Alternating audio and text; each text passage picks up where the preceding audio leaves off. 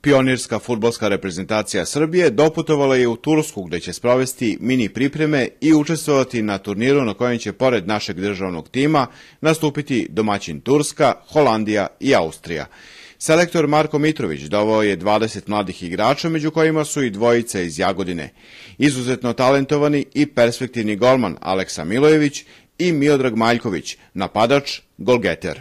On je u prvom delu šampionata regiona Istočne Srbije postigao, verovali ili ne, 29 pogodaka. Njihov nastup u reprezentaciji još jednom potvrđuje kvalitet rada u mlađim selekcijama jagodinskog superligaša, a i selektor to ističe. Pa ono što je sjajno to je da Jagodina puno ulaže u mlađe kategorije, pre svega ono što je bitno to je da je napravila dobru infrastrukturu, da igrači mogu da se razvijaju, znam da je Miloš Velebić sad direktor omladinske škole, što je sjajan potez, čovjek koji je jako dugo vremena proveo u radu sa mlađim kategorijama i koji jednostavno poznaje proces stvaranja igrača i evo vreme pokazuje da Jagodina sve više i više mladih igrača stvara. I jako je bitno da pogotovo u tom delu Srbije imamo jedan centar gde deca mogu da se razvijaju na pravi način.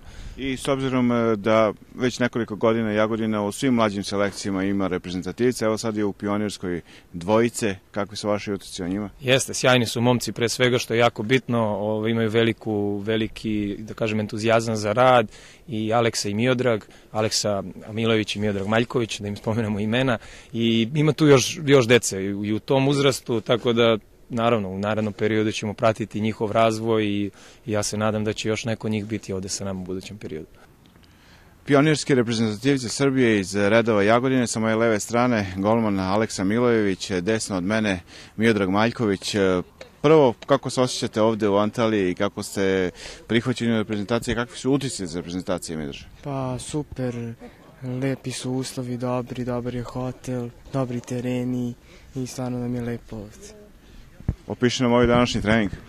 Pa imali smo pripremu za sutra utakmicu protiv Holandije i naravno mislim da ćemo sutra dobiti Holanđane.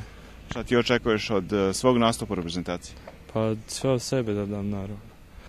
Ti si najbolji strelac pionirske lige regiona Istočne Srbije. Očekuješ li golovi u reprezentaciji? Pa nadam se da će biti gol. Pionirska fudbalska reprezentacija Srbije biće u Turskoj do nedelje.